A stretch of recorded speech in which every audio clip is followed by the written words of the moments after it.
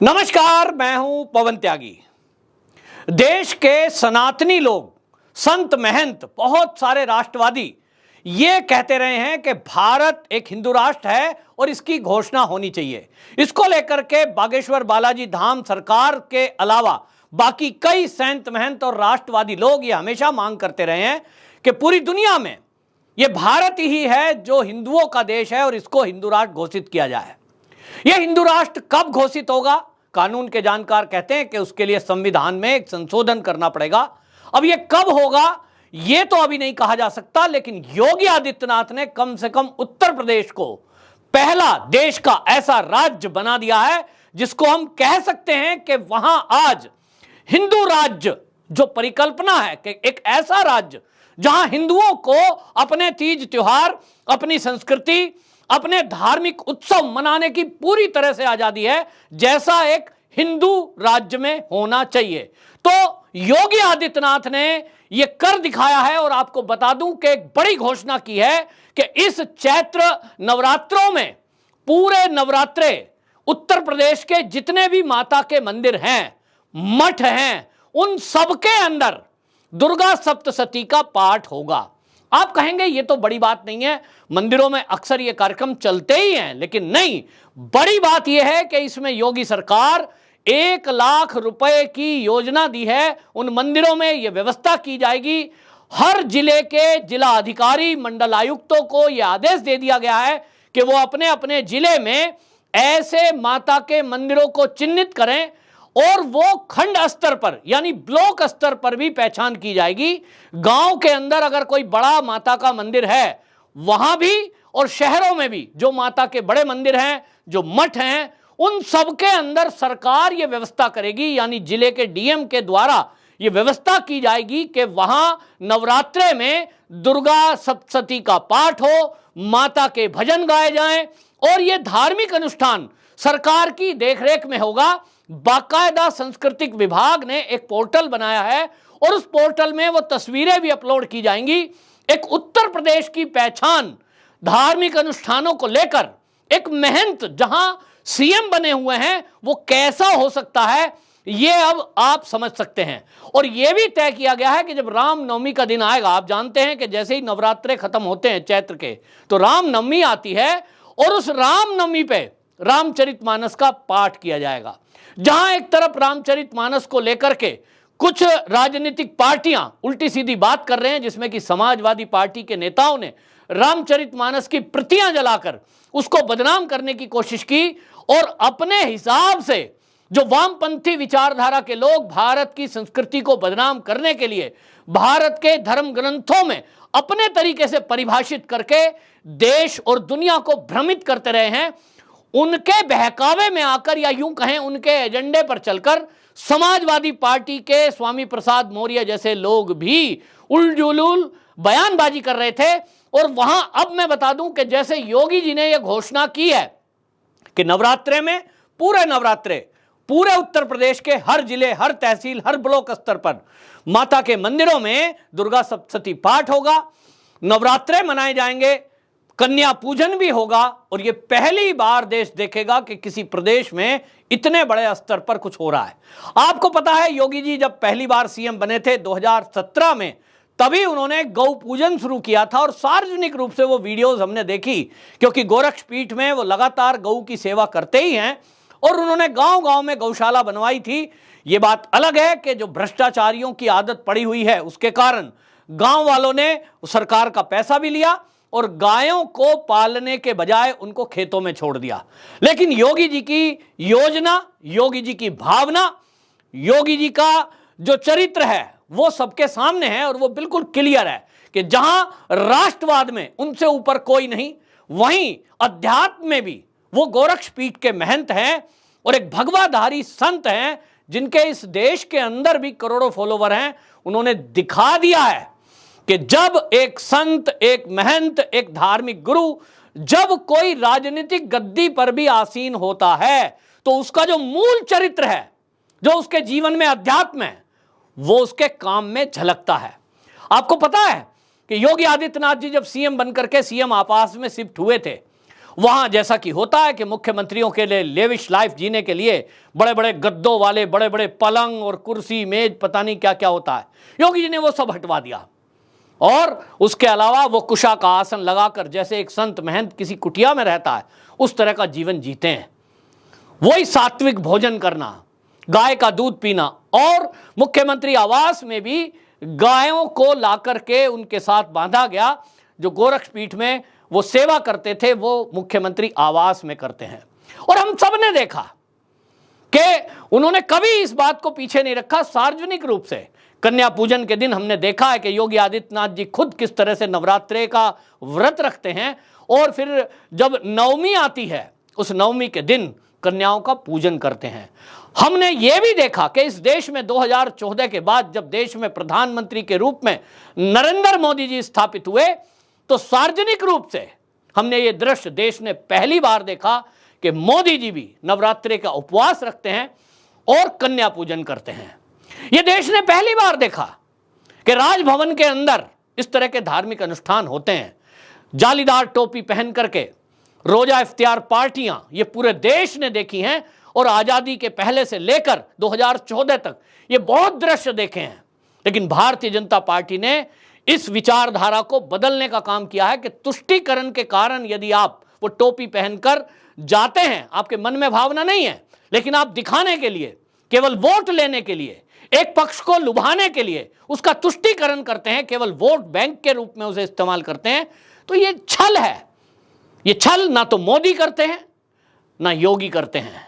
लेकिन जैसे ही योगी जी ने इसकी घोषणा की कि हर जिले को डीएम को आदेश दिया गया, मंडल आयुक्तों को यह आदेश दिया गया, और एक फंड आवंटित कर दिया गया कि हर जिले को 1-1 लाख रुपया देकर के ये व्यवस्था करने का काम दिया, तुरंत समाजवादी पार्टी के नेता सामने आए और मीडिया में आकर चिल्लाने लगे।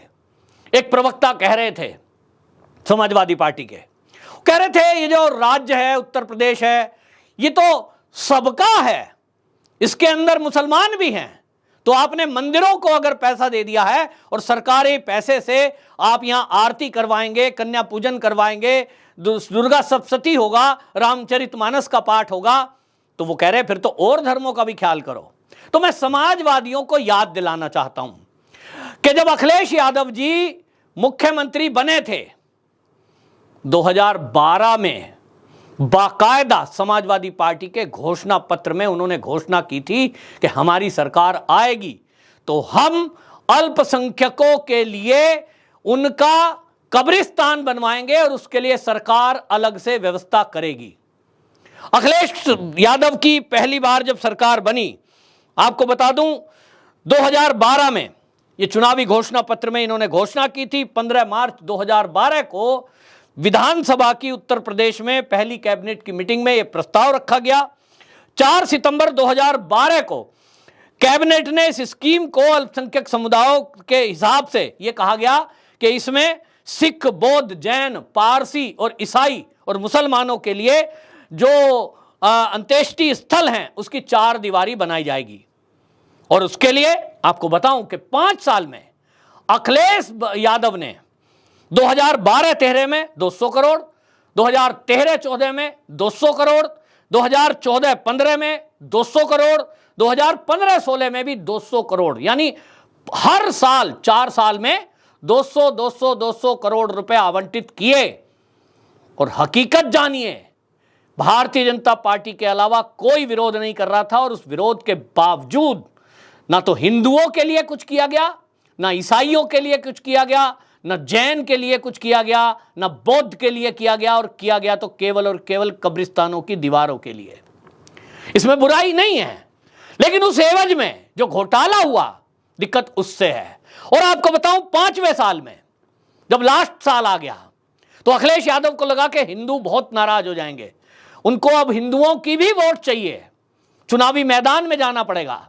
तो 2016-17 में जहां एक तरफ उन्होंने कब्रिस्तान की 4 दीवारी के बनाने के लिए इकट्ठा 400 करोड़ रुपया आवंटित किया, वहां हिंदुओं के शमशान बनाने के लिए भी और हैंडपंप लगाने के लिए मात्र 127 करोड़ रुपया उन्होंने आवंटित किया। कहां 1200 करोड़, कहां 127 करोड़ हिंदुओं के शमशान घाट बनाने के लिए आवंटित, वो भी आखिरी साल में। इन्होंने देश की जनता को और मूर्ख समझा हुआ है, हिंदुओं को तो ऐसा समझा हुआ है कि ये तो हमारे गुलाम है, केवल संतुष्ट तो हमको अल्पसंख्यकों को करना है, हमको केवल दलित वोट बात मांगनी है तो दलित, मुस्लिम, पिछड़ा ये वर्ड इस्तेमाल करेंगे, लेकिन बाकी लोग तो यादव तो हमारे गुलाम है, हम यादव हैं, यादव के नाम पे वोट दे ही देंगे। कोई मौर्य खड़ा होएगा स्वामी प्रसाद तो वो कहेगा ये मौर्य जाति के लोग जो हैं, ये कम्युनिटी तो मेरी है, मैं इनके लिए काम करूं या ना करूं, मौर्य के नाम पर ये मुझे वोट दे ही देंगे। ये जो इस देश में विचारधारा है, ये हालांकि हिंदुओं को अलग अलग करके बांटने की विचारधारा है, लेकिन ये तुष्टीकरण की विचारधारा कि एक अल्पसंख्यक के नाम पर किस तरह से आप फंड आवंटित करते हैं और उसमें करोड़ों रुपए का घोटाला हुआ। योगी आदित्यनाथ जी ने उसके जांच के आदेश दिए हैं, जांच उसके बाद पता लगता है कि वो दीवार कितनी बनी, कितनी ऊंचाई थी, कैसा रेत सीमेंट लगाया गया, वो सब अब उसकी जांच चल रही है। लेकिन बात ये उठती है कि जब हिंदुओं के त्यौहार आते हैं और उसके लिए यदि कोई सरकार व्यवस्था करती है तो समाजवादी पार्टी हो या कांग्रेस, इन सबको दिक्कत होती है। ममता बनर्जी हो या केजरीवाल, ये इस पर बैन लगाने की बात करते हैं। ये कहते हैं ये देश तो सेकुलर है, ये सेकुलरिज्म के नाम पर इस देश में हिंदुओं का जो शोषण हो रहा है। अब भारतीय जनता पार्टी एकमात्र वो पार्टी है जो अब हिंदुओं के उत्थान के लिए काम कर रही है।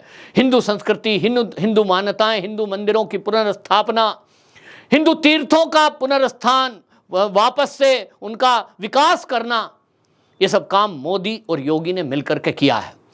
संत समाज इसका बहुत प्रशंसा कर रहा है। वहीं आपको बता दूं कि जो माता के भक्त हैं, जो राम जी के भक्त हैं, जो सनातनी हैं, उसमें ये खुशी की लहर जोड़ गई है।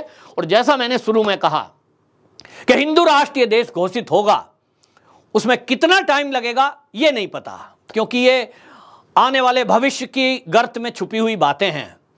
लेकिन जो हिंदू राष्ट्र की परिकल्पना है कि अगर हुआ तो कैसा होगा, तो आप उत्तर प्रदेश से समझ सकते हैं। क्योंकि योगी जी ने, पूरा देश तो उनके हाथ में नहीं है लेकिन यूपी उनके हाथ में है, तो यूपी में जिस तरह से लॉ एंड ऑर्डर की सिचुएशन कंट्रोल में है, जैसे माताओं बहनों की वहां इज्जत सुरक्षित है, जिस तरह का विकास वहां हो रहा है, जिस तरह के घोटाले भ्रष्टाचार भर्तियों में होते थे, ट्रांसफर पोस्टिंग में होते थे, वो खत्म कर दिए गए हैं। वहीं आपने देखा कि कांवड़ियों के लिए डीजे बजता है, उनके स्वागत में हेलीकॉप्टर से पुष्प वर्षा होती है। आज मंदिरों में आप बेरोक टोक जाकर के अपने धार्मिक अनुष्ठान कर सकते हैं। और इसमें एक और कड़ी जुड़ गई है अब योगी आदित्यनाथ जी ने, जब ये रामनवमी पर रामचरितमानस का पाठ करना और ये नवरात्रे में माता के भजन गायन और दुर्गा सप्तशती का पाठ करने की व्यवस्था सरकार की तरफ से की है। यही तो राम राज्य है। तो उत्तर प्रदेश में तो राम राज्य आ गया है। उत्तर प्रदेश तो हिंदू राष्ट्र, एक तरह से मैं कहूं तो हिंदू राज्य बन ही गया है। योगी जी ने उत्तर प्रदेश को देश का पहला राज्य बना दिया है जो हिंदू राज्य बन गया है। मेरे हिसाब से तो मैं उसको यही मानता हूं। आपकी क्या राय है, आप कमेंट बॉक्स में जरूर बताएं और इस वीडियो को इतना शेयर करें और योगी जी को आशीर्वाद दें ताकि योगी जैसे राजनीतिक दल के नेता के रूप में हमारे बीच में सदियों तक रहें। आपकी क्या राय है, कमेंट बॉक्स में जरूर बताएं। वंदे मातरम।